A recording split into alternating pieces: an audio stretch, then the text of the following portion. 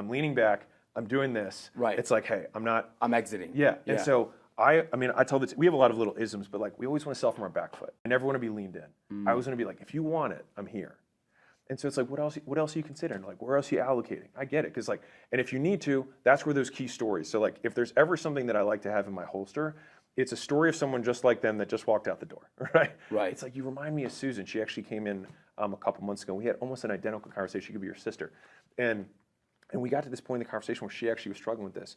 And so I was like, how important is this to you? And she was like, it's really important. And I was like, well, you're a single mom and you got 4 kids. And I was like, I get it. And I was like, well, what can we do? And she was like, I think I'm going to start driving Uber. I was like, are you sure? I was like, it's going to be you alone at night. She's like, this is important to me. Like, I'll make it work. And you know, the kids, like, well, I won't go out to dinner one night a week. I'll make it work. And I was like, okay, you sure? And she was like, yeah. And you know what? Susan's down 60 pounds in the last 6 months since she made that decision.